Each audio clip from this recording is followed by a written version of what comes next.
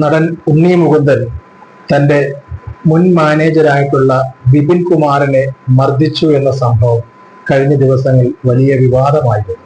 മലയാള സിനിമയിൽ മാത്രമല്ല, ദക്ഷിണേന്ത്യൻ സിനിമയിൽ തന്നെ വലിയ വിവാദത്തിന് തിരികൊളുത്തിയ ഒരു സംഭവമായിരുന്നു.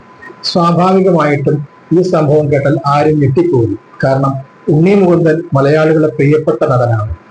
എങ്ങനെയാണ് അദ്ദേഹം തന്റെ ഒരു സഹപ്രവർത്തകനെ ഇത്ര ക്രൂരമായി മർദ്ദിക്കുന്ന ഒരു മാനസികാവസ്ഥയിലേക്ക് എത്തിയത് എന്ന ഒരു ആകാംക്ഷയും എന്നൊരു ഭയവും ഒക്കെ തന്നെ മലയാളികൾക്ക് ഉണ്ണിയെ ആരാധിക്കുന്ന ആരാധകർക്കുണ്ടായിരുന്നു.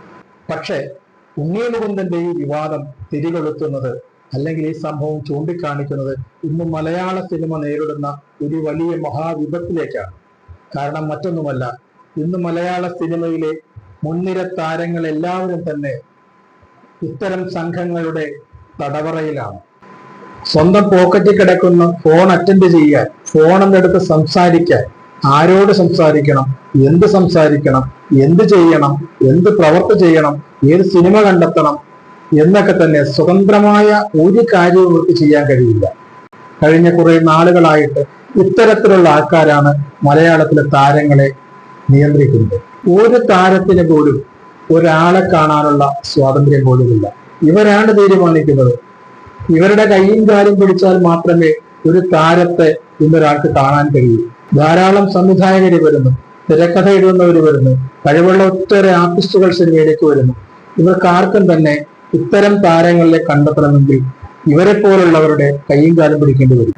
സ്വതന്ത്രമായിട്ട് നേരിട്ട് കാര്യങ്ങൾ പറയാനോ സംസാരിക്കാനോ പരിചയപ്പെടാനോ ആശയവിനിമയം നടത്താനോ പറ്റാതെ പോകുന്നൊരവസ്ഥയുണ്ട്. അതുകൊണ്ടാണ് ഉണ്ണി മുകുന്ദൻ പോലും അറിയാതെ, അദ്ദേഹത്തിന്റെ അനുമതിയില്ലാതെ ഉണ്ണി മുകുന്ദനെ കല്യാണം ആലോചിക്കുന്ന തരത്തിലേക്ക് ഇത്തരം ഒരു മാനേജർ മാറുന്നൊരവസ്ഥ ഉണ്ടായിരിക്കുന്നത്. മാനേജർമാര് വേണം, പ്രൊമോഷൻ നടത്തുന്ന ആൾക്കാർ വേണം, എല്ലാം വേണം. പക്ഷെ മലയാളത്തിലെ താരങ്ങൾ ഇങ്ങനെ ഓടിക്കൂടുന്ന, ചുറ്റും നടക്കുന്ന ഉപജാപക സംഘങ്ങളുടെ അടിമകളായിട്ട് മാറുന്നത്, അതിന്റെ ഒരു ഉത്തമ ഉദാഹരണമാണ് ഉണ്ണി മുകുന്ദനുണ്ടായ ദുരനുഭവം. ഈ സംഭവത്തിന്റെ വെളിച്ചത്തിലെങ്കിലും മലയാളത്തിലെ താരങ്ങൾ തങ്ങൾക്കൊപ്പം നടക്കുന്ന ഉപജാപക സംഘങ്ങളെ മാറ്റി സ്വതന്ത്രരായിട്ട് ചിന്തിക്കാനും പ്രവർത്തിക്കാനും കഴിയുന്ന ഒരു സാഹചര്യം ഉണ്ടാകണം. അല്ലാത്ത പക്ഷം മലയാള സിനിമ നേരിടാൻ പോകുന്ന ഏറ്റവും വലിയ ദുരന്തം ഈ താരങ്ങൾക്കൊപ്പം നടക്കുന്ന ഉപജാപക സംഘങ്ങളാണെന്ന് യാതൊരു സംശയവുമില്ല.